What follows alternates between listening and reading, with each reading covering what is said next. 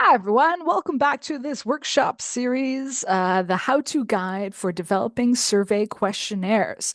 All right, so you want to run a survey, but you want to also get some good tips and some good ideas for how to create a good quality survey questionnaire. So to kind of really hone the questions that you want to, gather that information that you want to know from people and ask the survey questions in a way that will get you the most accurate research data possible. So if that's you, this research, this research video, this workshop video is also for you. And this video specifically is the second part in the four-part workshop series. And so this video is all about the specifics of the survey questions themselves. So tips, tricks, guidelines about how to write good quality survey questions. So we've already done a first video that you can go and watch if you like, about the kind of first steps of building a questionnaire, figuring out what your more general research question or goal is. And from that, implications of if you should be using survey data and what kind of tools do you have in terms of different types of survey questions you can utilize if you do want to run a survey. And now this video, part two, is specifically, okay, you've decided you're going to do a survey, you're starting to build your survey questionnaire, and now you're writing out actual survey questions one by one. And so the kind of things to do and not to do, and with lots of different examples of both for the specifics of survey questions themselves. So my name is Sarah Wilkins-Laflamme. I'm your host for this and all of the videos in this four-part workshop series. And so I'm an associate professor of sociology and legal studies at the University of Waterloo in Ontario, Canada. I'm a survey methodologist expert. I'm a social statistician, a stats expert. I do a lot of quantitative methods. My substantive area of expertise is sociology of religion. I'm really interested in how religion, spirituality, secularity kind of impacts different aspects of social and political life, things like voting behavior, things like volunteering behavior, and so forth. I'm also an expert in ethnicity and immigration, as well as social change and political sociology. You have my email address here on the slide. Please do feel free to reach out to me anytime. I'm always happy to hear from you. If you have any questions about these workshops or anything that kind of comes up from these workshops, always happy to help. And this workshop series is in partnership with the Statistical Consulting and Survey Research Unit at the University of Waterloo. And so I'm an associate director with that unit. And this is a workshop that we sometimes offer in person at the university, but that we also wanted to offer a virtual format, in this case, this video and this series of videos for this workshop.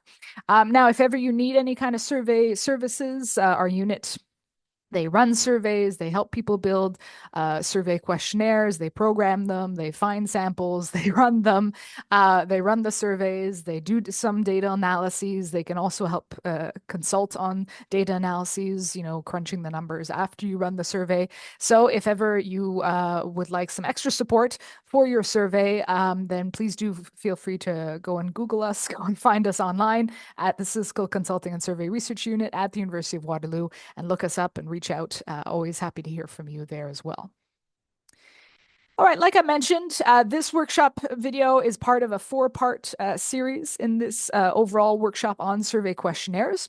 I mentioned earlier on, part one has been done. You can go and watch it now if you like, about kind of the first steps of figuring out what it is you want to know for your study and translating that into survey research. Now for part two, again, I mentioned it before, worth saying again, it is really now the specific guidelines for developing good quality individual survey questions. And then we'll have a next video, part three, will all be about answer options. So you'll notice I won't talk a huge amount about the answer options you can provide to respondents as part of your survey questions. A lot of survey questions are multiple choice, for example, because I'm going to save that all for the next video for part three. And then finally, the fourth video will be kind of tying everything together. So you've got your questions, you got your answer options you want to provide to your respondents. And now how do you put this all these questions together into this thing that we call a survey questionnaire, how to give it good flow, how to format it, that sort of thing. Okay. And oh yeah, one more thing before we get into the nitty-gritty details. Just wanted to mention the examples I'm using today, for the most part, come from the 2023 International Social Survey Program questionnaire on national identity and citizenship. The ISSP is a survey program that I run here in Canada, and that is run across 44 countries overall across the world. You see the website here up on the slide if you want to go and check it out. It's a great survey program. We do, as part of that survey program, there's lots of different modules modules. There's one survey a year. So in 2023, the theme was national identity and citizenship, but the theme changes year to year. So lots of great data collected on a whole variety of social, scientific, political science, sociology, psychological, economic topics. And so definitely worth checking out because all of the data is open access and free for you to use yourself for your own research. So if you don't have the resources to run your own survey, or you want to compare the results you get in your own survey to great quality data, well, do go and have a look at the ISSP. It's one of these big international high quality data sets that I have the privilege of running here in Canada at the moment. And so specifically the 2023 National Identity and Citizenship Questionnaire had a total of 60 substantive questions on those themes, things like attitudes towards democracy, immigration, national identity, and more. And so if you're curious, you'll see I'll be using some of the examples of questions in that questionnaire and the kind of good and the bad of that from the ISSB 2023 questionnaire. Okay, so now let's get into, the kind of very specific things you got to keep in mind as you're developing your individual survey questions, right? You figure out what it is you want to know from respondents. Now you actually got to write the questions to get all those elements of information that are required to be able to address your study goals. So, general things to keep in mind before we get into like the very specifics. If you're not sure what to ask people, and it's okay, that is a normal moment where that you have as you're developing your survey questionnaire. You're not really sure exactly how you want to ask things. You're not sure exactly what format the survey question should take. You're not sure how many survey questions you should ask, like how long should the survey questionnaire be? Well, I would always say the kind of thing to always fall back on is what is your research question? And here, a research question is a larger question about what you want to know in your study. In other words, what is your study's goal, right? If we're talking in terms of research here, what is it that you want to know from respondents? And so that has to be clear in your mind before you can actually write up your very more specific survey questions to get at that information. So again, kind of part one in this workshop series talked more about that kind of start process, that general question and how you get there and where do you go from there. So I'm assuming at this point you have a general goal or question in mind that your study is going to address. And now it's kind of time to write up the specific survey questions. Well, if that goal of your study is not clear in your mind, it's going to be hard to write up the survey questions. That's often when you're kind of a lot of uncertainty and you don't really know where to go. It might be because what your study is doing, what it wants to know is not 100% clear in your mind. So go back, clarify that, double check it, remind yourself of it, and then from that, be like, okay, if this is what I want to know from people, here's all the different questions, take them one by one that I need to ask them to get all of that information. And when it comes time to writing the survey questions themselves, focus on exactly what you want to know. And I mean very specific here. So be super specific. And I've got an example up here on the slide. So for example, if the goal of your study is to look at the impact of having children on disposable income, well, when you gather the information about respondents having children, how would you ask that question? Or what kind of children situation do you want to ask about? Are you interested about how many children are living in the respondent's household specifically? Or are you interested in how many children the respondent has overall? That could include adult children who no longer live with the respondent. That could include children that the respondent shares when the next spouse or an ex-partner shares custody. Right? It could be children who've passed away. Really be specific here. Maybe you're interested in all of it. So you ask a few questions like, okay, how many children do you have that are currently living? How many of those live in your household? How many are adults? How many are under the age of 6 or between the ages of 6 and 18, right? So you can ask a series of questions if you want more detail there to really compare all of those child situations on people's disposable income, then maybe you need a few of those questions, or maybe there's only one type of child situation you're interested in, those maybe who live in the household, how many kids you have living in a household. And so then maybe you just ask, say that first, how many children are living in your household survey question. So that's and so got a general rule, be as specific as you can. And we're talking real specific here. And tied to that is, put yourself in the place of the respondent, right? And this is always hard to do as a researcher, because as a researcher, usually you're thinking a lot about this topic. You've thought a lot about, maybe you've read up a lot about it. So you are usually an expert in this topic or close to it by the time you're running a survey. The respondent is not, right? The respondent isn't necessarily thinking about this ahead of time. They're not necessarily, usually not an expert in this area. And so they're just getting the questions kind of out of nowhere a bit. You know, you can give them an intro letter to the questionnaire, give them a little bit of context, and we'll talk more about that in the fourth video in this workshop series. But for the most part, the respondent's coming out of nowhere. So try and put yourself in the position of someone like that and who's seeing this survey question for the first time and has to be able to answer it and understand it properly to be able to answer it properly. And so, you know, be as clear and as simple and as specific as you can be with your survey questions, right? Clarity, simplicity, specificity. That's what the kind of three things you're mainly aiming for with a respondent. And I'll kind of get into a few examples of that throughout this video today. But I know it's not always easy. And so, you know, you can always try and like once you write up some of your survey questions, you can run them by some other people who are maybe not experts in this field, who maybe you know, who you have access to, who kind of would see it more like a regular respondent would, a bit out of context, and see what they think about the questions if they understand them properly.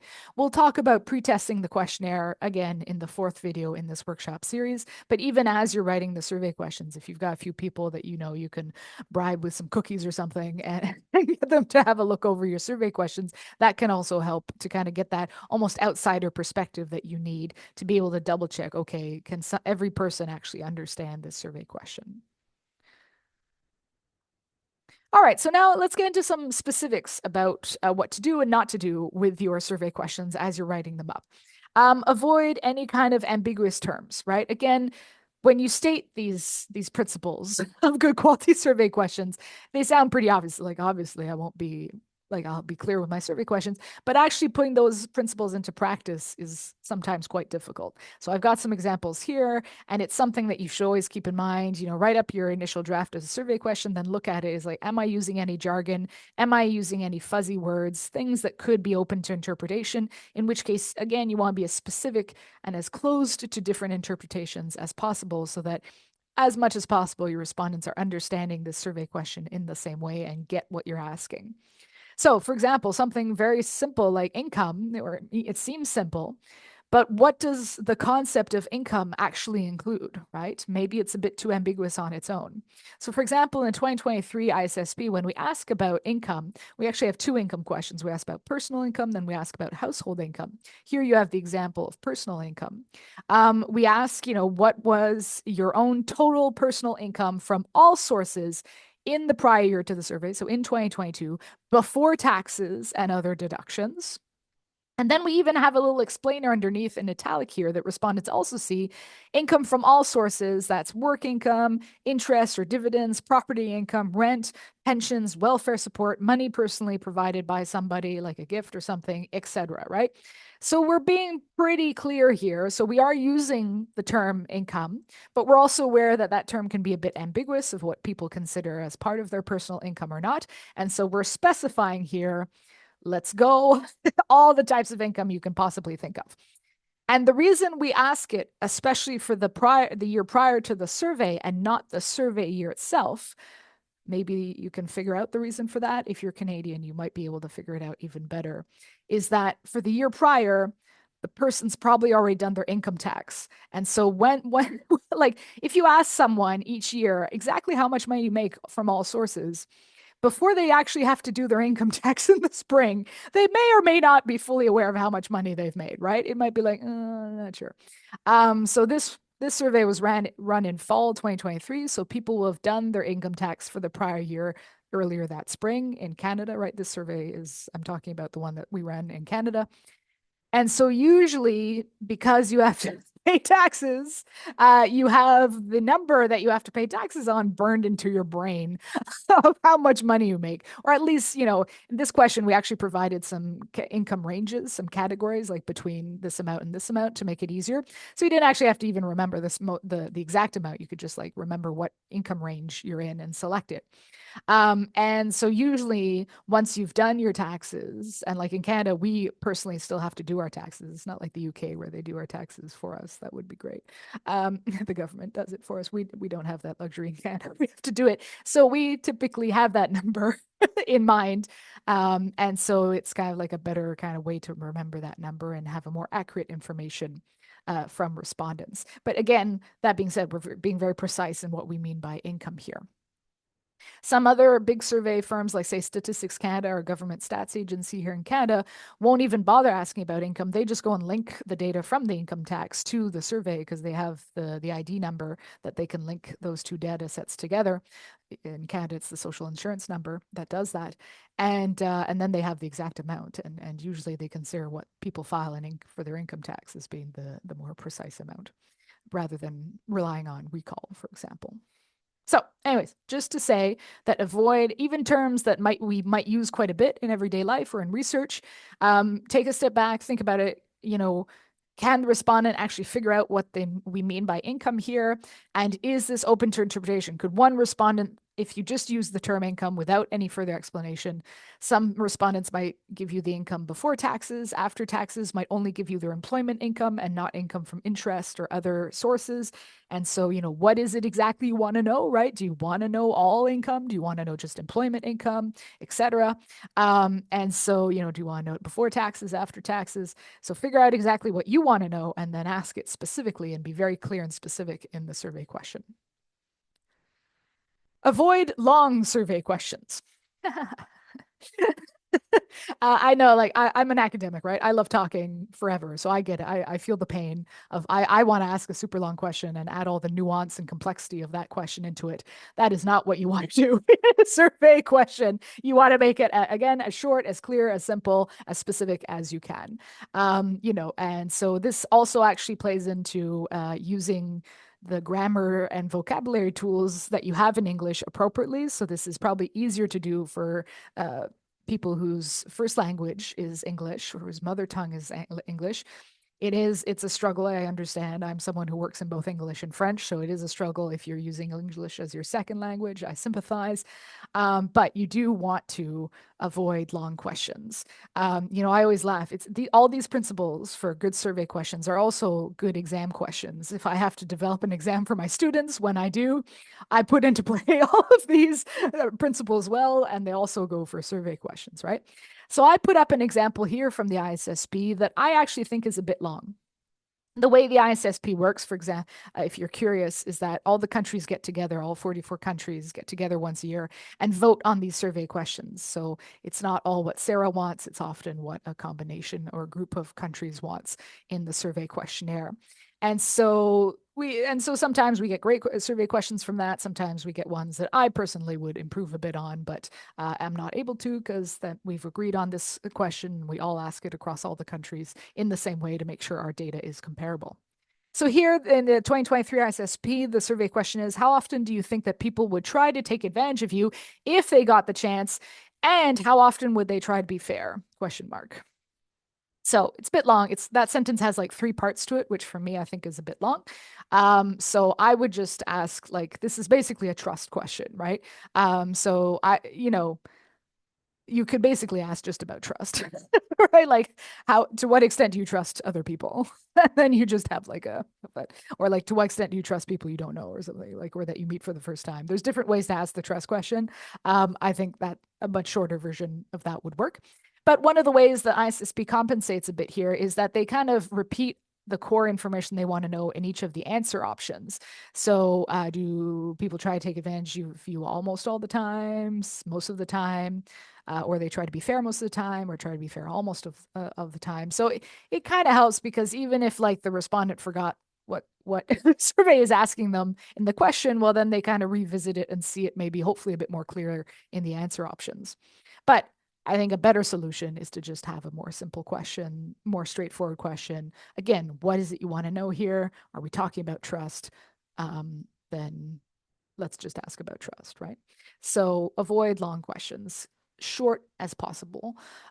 There's another advantage to that is most people nowadays do surveys on smartphones, right? Most of you will probably be running your surveys online. This goes for other modes too, like telephone, mailback, in person. But if you are actually on a smartphone, a lot of text is kind of harder to read, and people don't always want to take the time to read that text. And so the shorter the question, the more straight to the point, the more clear, the simpler, the more specific it is, the better chance you have of response actually answering the question and actually understanding the question and answering it with accurate information. So you also want to avoid double barrel questions. So I actually have an example here from the ISSP of a triple barreled question. Again, not my first choice of how I would have asked a question in a survey, but again, other countries outweighed me on this one. So I'm throwing them under the bus for this one. I mean, it gathers some important information, but ideally, we would have had a few more questions here to kind of tease out what the ISSP actually wanted to know. And you'll see what I mean when we read it together. So the survey question reads, there are different opinions about immigrants from other countries living in Canada. Here, we're actually defining what we mean by immigrant in case people aren't sure about it, right? So we're actually doing a good job here of avoiding an ambiguous term, or at least defining it so people are clear on what an immigrant is. By immigrant, we mean people who come to settle in Canada. I mean, most people know that, but just to make sure that everyone's on the same page here. How much do you agree or disagree with each of the following statements? One of those statements is people born in Canada should be given preference over immigrants when it comes to jobs, housing, or healthcare, right? So those are three separate things that we're asking about all in the same statement, all in the same sentence, all in the same survey question. And then you have the Likert scale here that people can select an answer from. That's what we want to avoid, right? That's what we mean by doubled, or in this case, triple barrel, because there's three of them, is that you're actually asking about two or three or more different things, but all bunched together in the same question. So you're not actually able to distinguish people's potentially different attitudes towards these different elements. Ideally, what we would do is we would divide this one statement into three statements and ask people in Canada should be given preference over immigrants when it comes to jobs, and then respondents select agree strongly all the way to disagree strongly. And then the next statement, people born in Canada should be given preference over immigrants when it comes to housing. Respondents answer. And then a third statement, a third survey question, people born in Canada should be given preference over immigrants when it comes to healthcare. And then respondents select from either agree strongly or disagree strongly.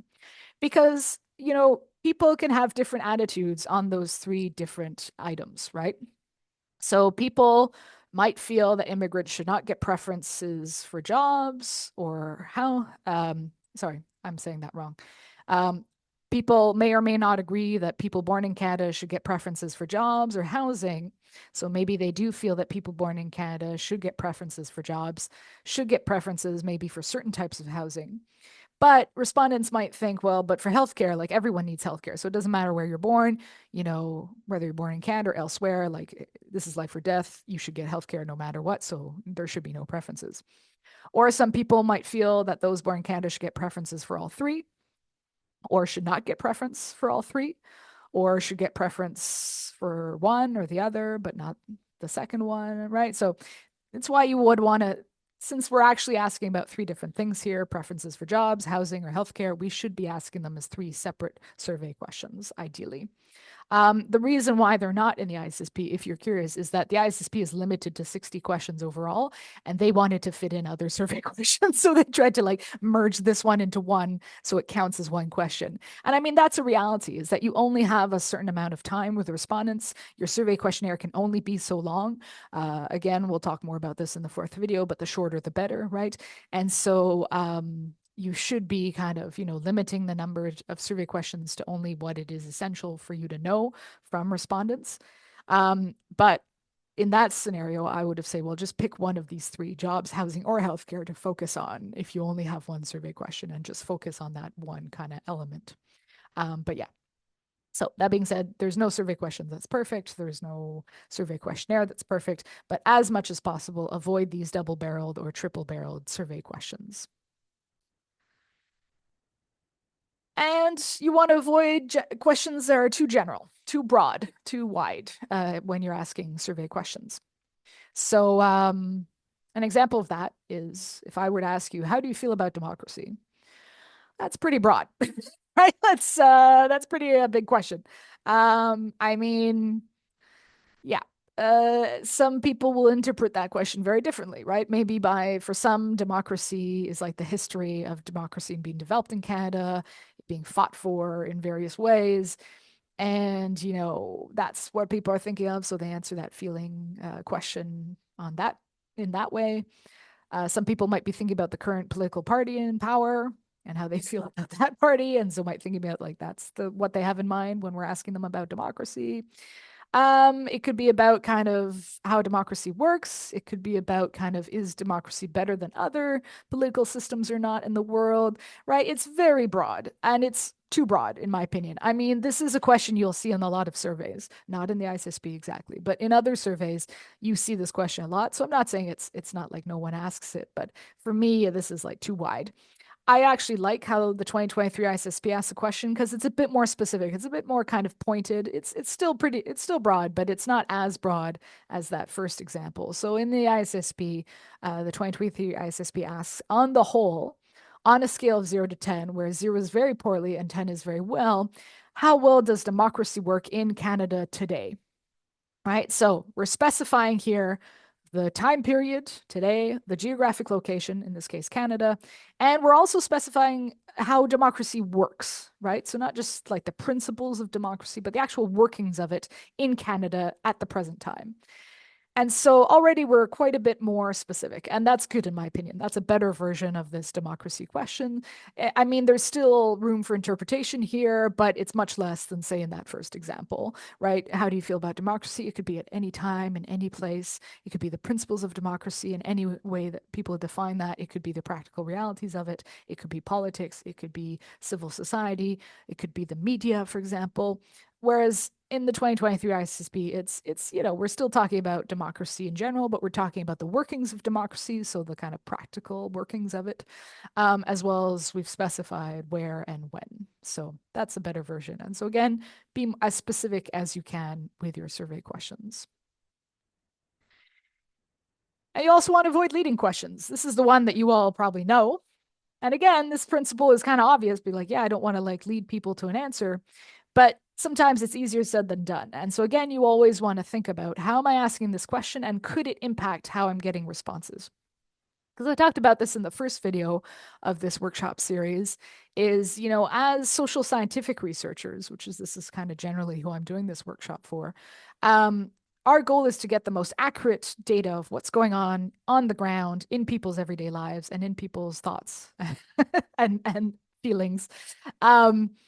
As possible, right? And so we don't want to lead them to an answer. We don't want to influence their answers as much as we like. There's always going to be the language we use, right? Again, no survey question is perfect for this. But, ideally you ask the survey question as neutrally as you can, so you're not generating a result either consciously or unconsciously amongst a larger proportion of respondents. That's our general goal in social scientific research, to kind of, again, gather information about what is actually happening on the ground to better understand it and eventually to hopefully inform social policy and to, address social problems or maybe replicate social benefits. Now, if you're a marketer, your goal might be different, right? In marketing, sometimes you want to gather accurate information about what's actually going on with consumers or other people. But sometimes you want to like use a survey as a tool to promote a product, in which case you ask super leading questions that are going to bias the results to be positive towards your product or brand or something, and then use those results to promote your brand even more or your product even more. And so, marketing research might have a bit of a different goal there. But as social scientific researchers, we're trying to gather kind of actual information about what's actually going on and try not to bias results in a certain direction. So we want to avoid leading questions in that case. I'll give you some examples here. So my first example, if I ask you, should the Senate, or the Senate of Canada in this case, which costs taxpayers millions of dollars each year, be abolished? Question mark. So if I just ask you that question, a lot of people are like, yeah, I don't want to pay for that. I mean, a lot of people probably feel that way in the country as well.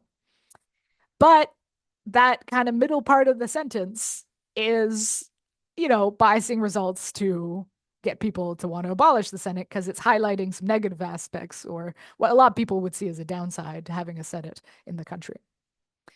If I were to ask a second example here, if I were to ask you instead, should the Senate, which is essential to passing laws in Canada, be abolished? Well, a lot of you might say, like, oh no, it's an essential part of our democracy, of our parliamentary system. Um, yeah, that's also biasing results. It's biasing them in the other way because now the middle part of the sentence is highlighting the good aspects of what the Senate does or its role that it plays in our country and our politics. Or in our government. And so that's also bad. You don't also don't want to ask the question that way because more people will be likely to say, like, oh no, let's keep the Senate, let's not abolish it. Keep it simple, right? Keep it as short, as simple, as clear as possible. The third example here is the best out of the three. Should the Senate be abolished? Question mark. Yes, no. I don't know what the Senate is. I can't decide. Those could be your answer options, right? Um, so yeah, this is like compared to the other two, the first two, the third option is your most neutral option of way of asking this question. However, it's also not perfect because you're still using the word abolished in the survey question. And so you're already raising the specter of abolition of the Senate, which some people might not even have thought about, right? Like they hadn't even thought about it. They're totally fine with, well, I mean, they're fine or they don't care about how the government works. And so, and so just by raising the concept of abolishment in the survey question itself, you are already starting to impact a bit how the respondent is thinking about this. So, like I said, there's often not one perfect survey questions. You're always gonna, these survey questions are artificial in a sense. You're always kind of constructing them as a researcher. They're always going to have a bit of an impact. But be aware of that and try to minimize that impact as much as possible. So, for example, this third survey way of asking the survey question minimizes the impact compared to the previous two. And you can maybe think through a bit. Maybe you give the option of, should the Senate be abolished or kept as it is or improved, right? You could ask different ways of like, what is it people want to do with the Senate? It's up to you. Or you could ask a series of questions about the Senate, about all of these different elements. Should the Senate be abolished? Should it be kept as it is? Should it be kept but changed or updated? And so those could be different ways of addressing some of these issues. But out of these three examples, by far, the third one is the least leading. And so you want to go with that one as much as possible. Avoid questions are actually two questions, right? And so in the ISSP, we ask about voting behavior. So here we have an example of which political party did you vote for in the last federal election? Well, that survey question is actually two questions.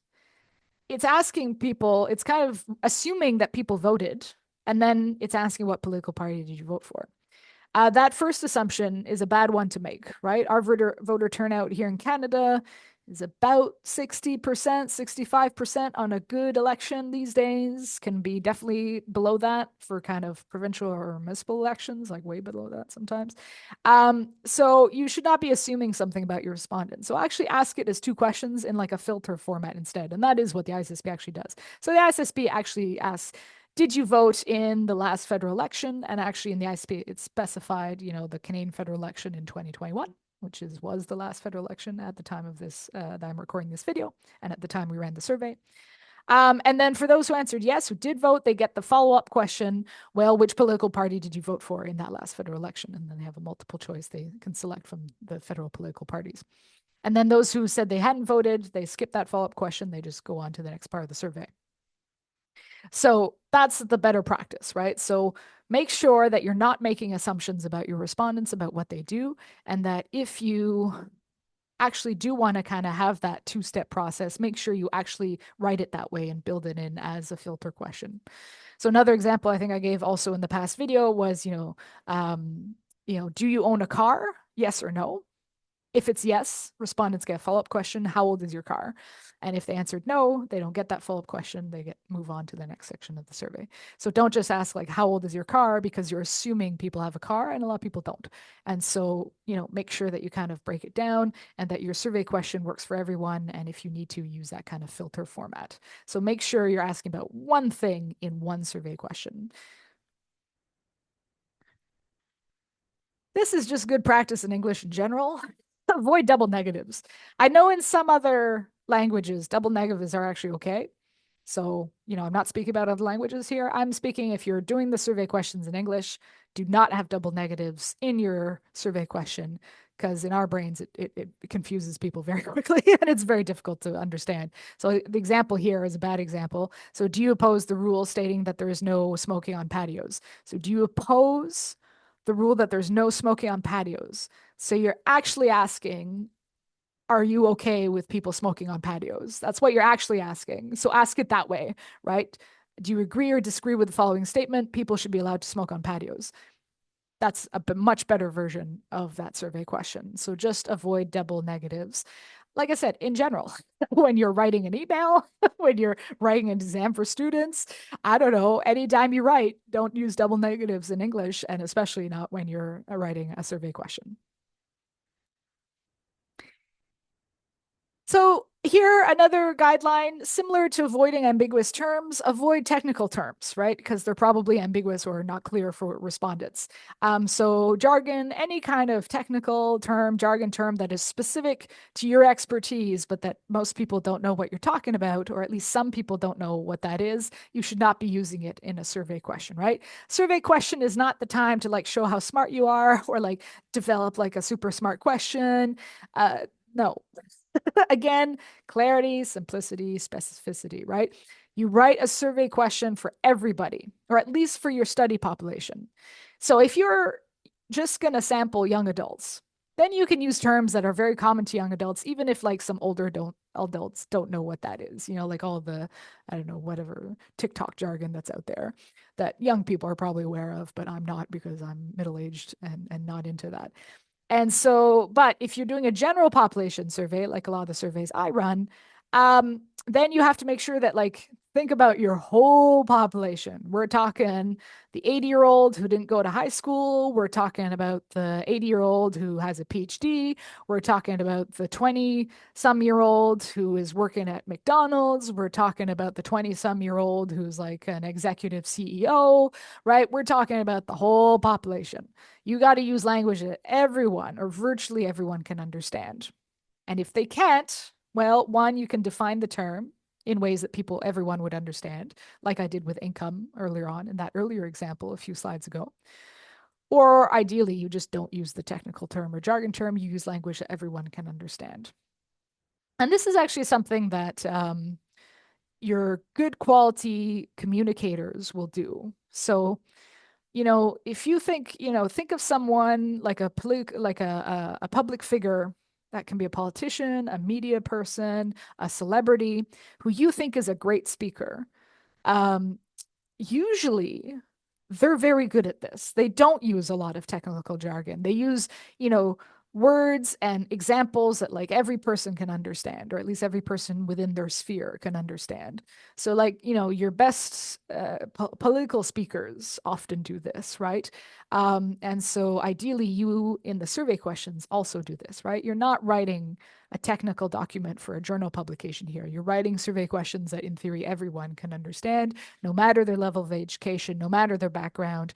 That can be culturally, economically, everyone who can speak English, or whatever language your survey's in, can understand what you're asking, right? So I've got an example here that, again, is in the 2023 ISSP. It's not the worst, but it's one I might have rethought and redone because it uses the technical term of nation and it compares it and contrasts it with the term country. I mean, if you just use the term nation on its own, or just use the term country on its own, it's probably okay. Most people will get a sense. Most people define nation as the country, unless you're a distinct nation within a country, like say if you're in Quebec or if you're in Catalonia or if you're in Scotland. Scotland's got its own country, but within the larger UK, right? If you're part of like that kind of distinct national culture within a larger nation state, within a larger country, you will probably understand the difference between nation and country, kind of more national culture versus country, nation state. But most people, so again, if you're just asking the survey in Quebec, it would probably be okay. For example, here in the Canadian. But if you're asking for all of Canada, a lot of English speaking Canadians don't think of a distinction between nation and country. And so if you ask them about a potential distinction between the two, it might be a bit confusing and they might be a bit freaked out and not really get what you're trying to ask. So, thinking in general about nations and countries all over the world, to what extent do you agree or disagree with the following statement? It would be best if every nation had its own country where it could make its own decisions. Do you agree strongly, all the way to disagree strongly, or can't choose? More people will select that can't choose option than what you would hope for usually, probably because they're not getting, like, what do you mean if every nation has its own country? A nation is a country, right? In a lot of people's mind, they don't know the conceptual distinction between nation and a country that we typically use in political science, right? And a political scientist will know that, like, that the nation doesn't usually mean the same thing as a country. They can overlap, but they don't always, right? They're distinct concepts. But an everyday Joe Blow person off the street probably doesn't know that, apart from a few specific national contexts where maybe they do. And so the term nation, as distinct from country, becomes a bit of a technical concept that we use a lot in academia, but isn't used all the time in everyday life. And so could be problematic for a lot of people to understand.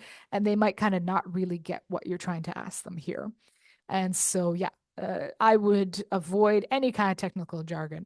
So obviously, this is an example, like a political science example, but any kind of field. So if you're in engineering and you want to ask people about like a new bridge or something, I don't know what kind of surveys engineers run. Apologies to all the engineers if you're watching this.